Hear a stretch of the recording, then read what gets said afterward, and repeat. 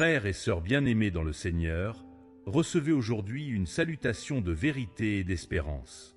Je suis David Ben-Haïm, j'ai 42 ans, marié depuis 15 ans et père de 2 enfants. J'ai grandi en Israël, dans une famille traditionnelle où la religion était davantage un héritage culturel qu'une réalité vivante. On m'avait appris à respecter les coutumes, à observer certaines fêtes, mais jamais à rencontrer véritablement Dieu dans mon cœur. En tant que soldat israélien, j'ai traversé des moments de guerre, de peur et de perte. Dans le désert, sous le bruit des balles et les cris des hommes, je me suis souvent demandé « Où est Dieu dans tout cela ?» Mon âme était lourde de blessures invisibles, de colères enfouies et de doutes qui me hantaient. Un jour, tout a basculé. Une mission a mal tourné. Je me suis retrouvé face à la mort, frappé, le souffle coupé, mon corps froid et mes forces quittant mes membres. Ce que j'ai vécu alors dépasse tout ce que mes yeux avaient vu jusque-là. C'est l'expérience que je viens vous partager, ma rencontre avec Jésus-Christ dans l'au-delà. Alors je vous invite à vous installer confortablement, car ce que vous allez entendre n'est pas une histoire inventée pour émouvoir, mais un rendez-vous divin. Un témoignage qui révèle une vérité que l'on cache, un témoignage qui peut transformer votre vie. Avant d'aller plus loin, j'aimerais que vous participiez avec moi. Écrivez en commentaire cette phrase de foi. Jésus-Christ est la lumière du monde.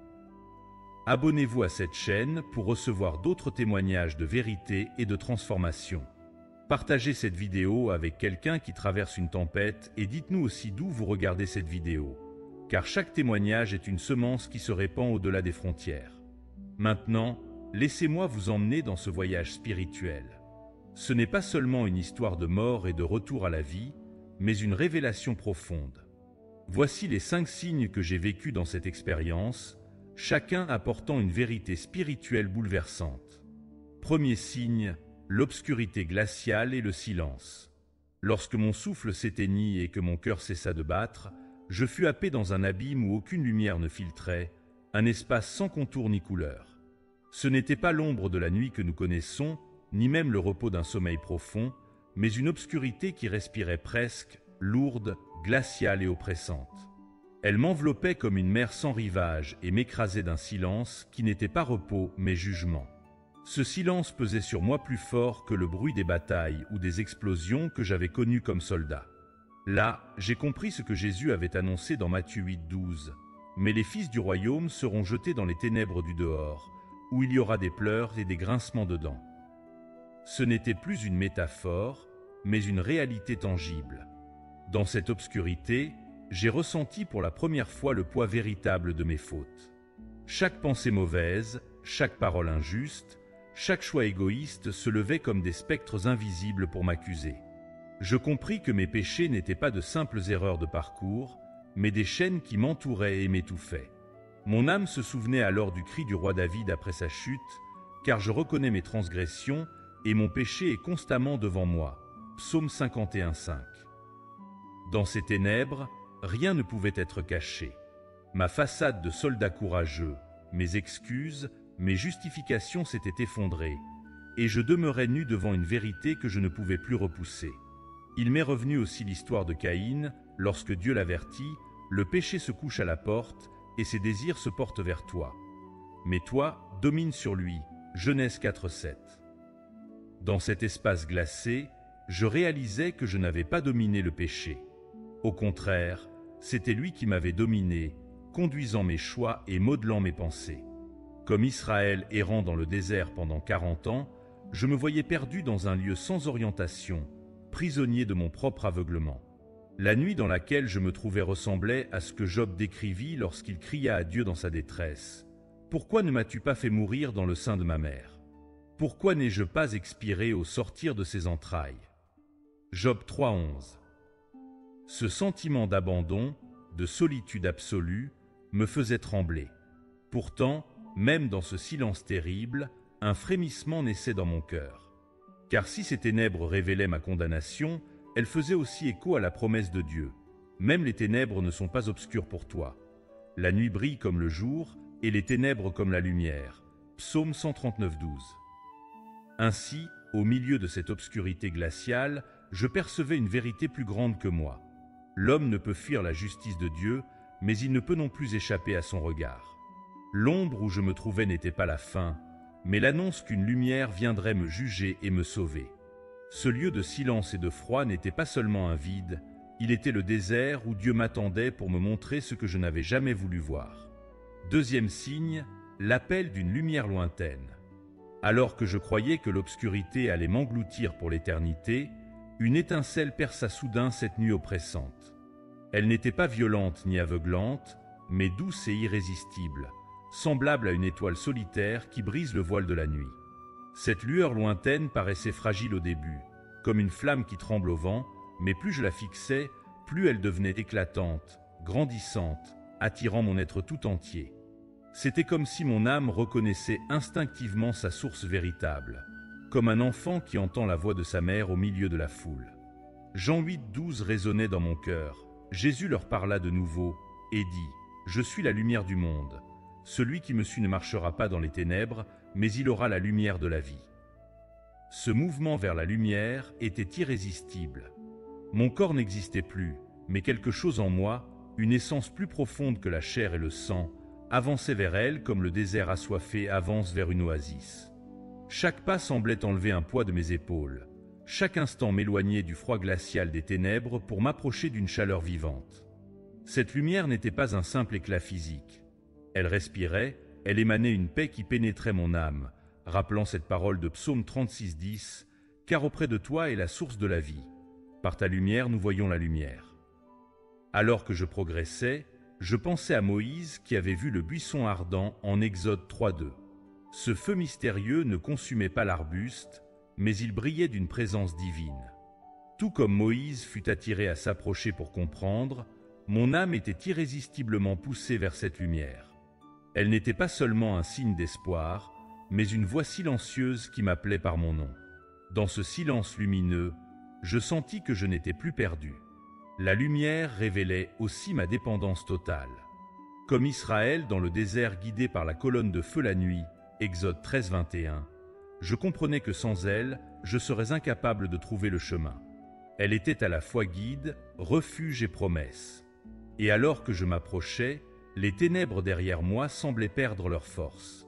Mon âme s'accrochait à cette vérité proclamée dans Psaume 119 105.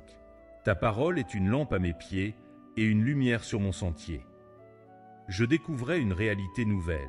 L'homme peut être cerné de ténèbres, mais il existe toujours une lumière qui l'appelle. Cette lumière n'est pas un mirage ni un simple réconfort psychologique. Elle est une personne vivante, éternelle, celle qui dit en Jean 12,46 « Je suis venu comme une lumière dans le monde, afin que quiconque croit en moi ne demeure pas dans les ténèbres. » Et en marchant vers elle, je comprenais que je n'allais pas seulement vers la clarté, mais vers celui qui est la clarté même. Troisième signe, le dévoilement de ma vie. À mesure que je m'approchais de cette lumière, un phénomène bouleversant se produisit. Ma vie entière s'ouvrit devant moi comme un rouleau ancien que l'on déroule d'un seul geste. Chaque moment de mon existence, depuis mes premières années jusqu'aux instants les plus récents, s'affichait avec une clarté implacable. Ce n'était pas un simple souvenir, mais une expérience vivante. Je ne voyais pas seulement mes actes, je les ressentais, je percevais l'impact qu'ils avaient eu sur les autres, comme si les conséquences invisibles de mes choix me revenaient au visage. La parole d'Hébreux 4,13 résonna alors dans mon esprit. Nulle créature n'est cachée devant lui, mais tout est à nu et à découvert aux yeux de celui à qui nous devons rendre compte. Je revis mes mensonges, même les plus petits, ceux que j'avais crus anodins. Je revis mes colères, ces éclats de rage qui avaient blessé les cœurs de mes proches. Je revis mes jugements portés avec arrogance, mes regards de mépris, mes mots qui avaient détruit au lieu de bâtir. Chaque détail revenait, rien n'était oublié. Mais ce n'était pas seulement une liste de fautes visibles.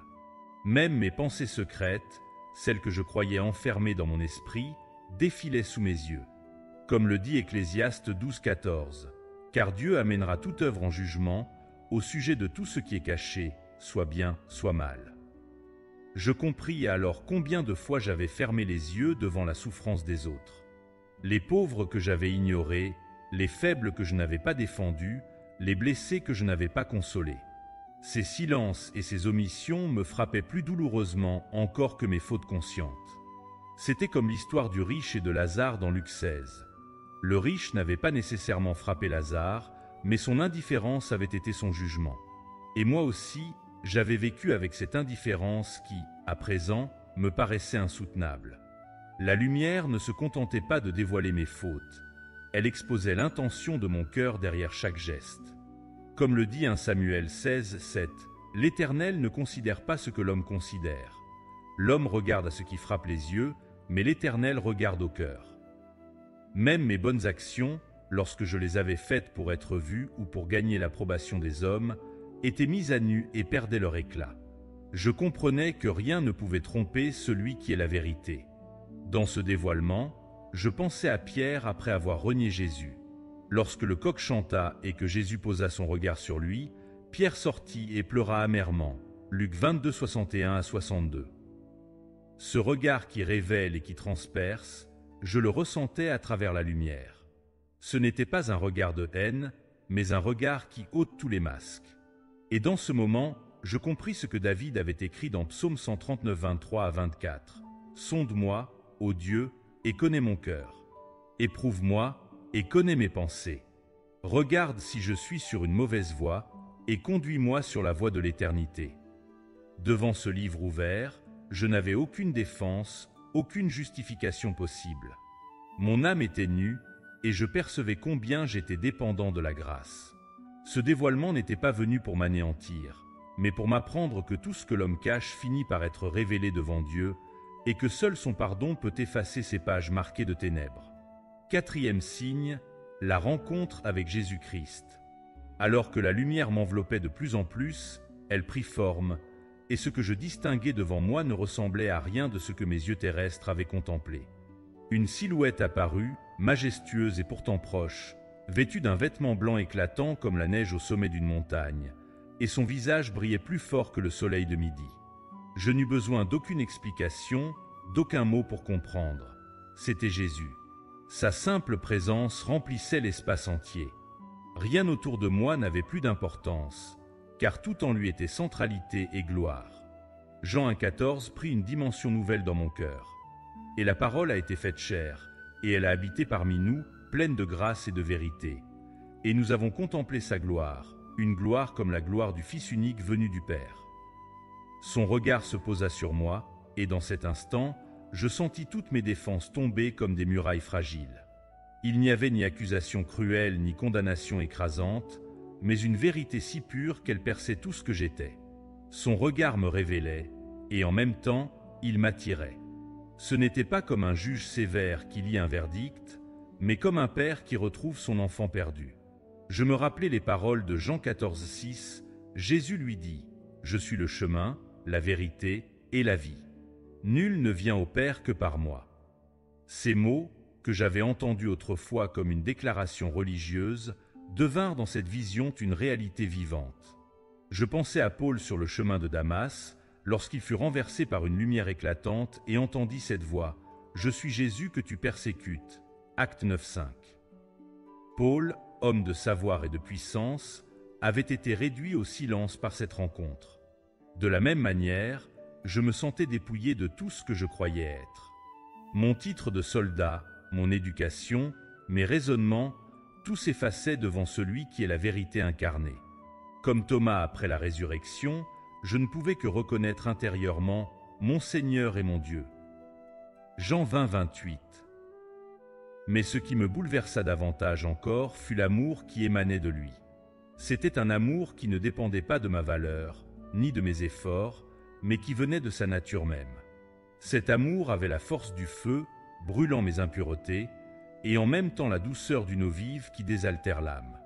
Je compris alors ce que Paul avait écrit dans Romains 5, 8, « Mais Dieu prouve son amour envers nous, en ce que, lorsque nous étions encore des pécheurs, Christ est mort pour nous. » Dans sa présence, je n'étais plus un soldat marqué par la guerre, ni un homme accablé par ses fautes, mais une âme vue et connue dans sa vérité la plus profonde. Et dans ce face-à-face, une conviction inébranlable s'imposa à moi. Il n'existe aucun autre chemin, aucune autre vérité, aucune autre vie en dehors de Jésus-Christ. Tout ce que l'homme bâtit en dehors de lui est sable, et seul lui est le roc éternel. Comme Pierre le déclara dans Actes 4,12, il n'y a de salut en aucun autre, car il n'y a sous le ciel aucun autre nom qui ait été donné parmi les hommes, par lequel nous devions être sauvés. Ce moment n'était pas seulement une rencontre, c'était une révélation, une réalité vivante qui changeait tout mon être. Devant lui, je n'avais plus qu'un désir, demeurer dans sa lumière et ne jamais m'en éloigner. 5e signe, la révélation du mensonge religieux. Dans la lumière éclatante où je me tenais, Jésus détourna mon regard de lui pour me montrer une scène d'une intensité bouleversante. Je vis des foules innombrables, rassemblées dans des temples, des synagogues, des églises, des lieux sacrés richement ornés. Les chants montaient, les rituels s'accomplissaient, les paroles semblaient saintes, mais l'atmosphère était lourde, vide, sans vie véritable. Alors, une voix claire et pénétrante retentit « On vous ment sur Dieu ». Ces mots transpercèrent mon âme comme une épée tranchante. J'ai aussitôt compris la gravité de ce que le Seigneur dénonçait. Ce n'était pas le monde extérieur qui m'était montré, mais l'hypocrisie religieuse, celle qui détourne les hommes de la vérité vivante de Dieu. Et la parole de Marc 7,8 résonna en moi, « Vous abandonnez le commandement de Dieu et vous observez la tradition des hommes. » Je vis des foules qui répétaient des prières sans conviction, des leaders religieux qui parlaient de Dieu mais recherchaient leur propre gloire. Les visages étaient tournés vers les rites et non vers le Créateur. Cela me rappela l'avertissement de Jésus dans Matthieu 15,8 « Ce peuple m'honore des lèvres, mais son cœur est éloigné de moi. » Ces scènes n'étaient pas de simples symboles. Elles reflétaient une réalité spirituelle qui attriste profondément le cœur du Seigneur. Jésus me montra alors l'image des pharisiens, ces hommes qui connaissaient la loi mais qui avaient transformé la vérité en fardeau. Comme il est écrit dans Luc 11,46, « Malheur à vous aussi, docteurs de la loi, parce que vous chargez les hommes de fardeaux difficiles à porter, et vous ne touchez pas vous-même à ces fardeaux. » Dans ce que je voyais, l'esprit religieux construisait des murs au lieu d'ouvrir des chemins vers Dieu. Les traditions humaines devenaient comme des chaînes autour du cou des croyants. Mais ce n'était pas seulement une vision tournée vers le passé. Je compris que ce mensonge religieux s'étendait aussi à notre époque. Des systèmes modernes, des institutions qui utilisent le nom de Dieu, exploitent la foi des foules sans les conduire à la repentance ni à la rencontre avec Jésus-Christ. C'est exactement ce que Paul avait annoncé en 2 Timothée 3,5, ayant l'apparence de la piété, mais reniant ce qui en fait la force. Éloigne-toi de ces hommes-là. Alors je compris pourquoi Jésus avait parlé avec une telle sévérité aux religieux de son temps. Il ne s'agissait pas de condamner la loi de Dieu, mais de démasquer les traditions humaines qui remplacent la vie de l'esprit. Comme Jérémie l'avait dénoncé dans Jérémie 7,4. Ne vous fiez pas à des paroles trompeuses, en disant « C'est ici le temple de l'Éternel, le temple de l'Éternel, le temple de l'Éternel. » Le peuple mettait sa confiance dans un bâtiment au lieu de mettre son cœur entre les mains du Dieu vivant. Cette révélation fut un choc. J'ai vu des foules rassurées par des formes extérieures, croyant être en sécurité, alors qu'elles s'éloignaient de celui qui seul donne la vie. Le danger n'était pas seulement l'athéisme ou l'indifférence, mais bien cette illusion religieuse qui apaise la conscience sans transformer le cœur. Jésus me faisait comprendre que le plus grand mensonge n'est pas de nier Dieu, mais de le défigurer par des traditions mortes et des enseignements humains. Dans ce signe, je sentis la gravité d'un appel. Dieu ne cherche pas des rituels mécaniques, mais des adorateurs en esprit et en vérité. Comme Jésus l'a dit à la Samaritaine dans Jean 4,23, « Mais l'heure vient, et elle est déjà venue, où les vrais adorateurs adoreront le Père en esprit et en vérité, car ce sont là les adorateurs que le Père demande. » Et cette vérité s'imposait à moi comme un feu ardent. Le plus grand danger de la foi n'est pas le doute extérieur, mais le mensonge religieux qui détourne les âmes de Jésus-Christ. Ce que beaucoup ignorent, c'est que dans l'au-delà, il n'y a plus de masque possible. Les titres, les religions, les traditions ne tiennent plus. Seule la relation avec Jésus-Christ compte. Ce que j'ai compris là-bas est simple mais bouleversant. Ce ne sont pas nos œuvres religieuses qui nous sauvent, mais notre foi vivante en Christ. Éphésiens 2:8-9. Car c'est par la grâce que vous êtes sauvés, par le moyen de la foi. Et cela ne vient pas de vous, c'est le don de Dieu. Ce n'est point par les œuvres, afin que personne ne se glorifie. Bien-aimés, ce témoignage n'est pas une histoire pour impressionner, mais un appel urgent. Jésus m'a sauvé alors que j'étais soldat, brisé, incrédule. Il peut vous sauver aujourd'hui, là où vous êtes. Prions ensemble. Seigneur Jésus-Christ, toi qui es la lumière du monde, viens éclairer nos ténèbres. Pardonne nos péchés, brise nos chaînes, ouvre nos yeux sur la vérité. Fais de chaque spectateur de cette vidéo un témoin vivant de ton amour et de ta grâce. Nous déclarons aujourd'hui que tu es le seul chemin vers le Père et nous t'acceptons comme Seigneur et Sauveur. Amen. Souvenez-vous, mes frères et sœurs, il y a un mensonge qui circule dans ce monde, mais Jésus est la vérité éternelle. Tenez-vous prêts, car le temps est court et l'éternité vous attend.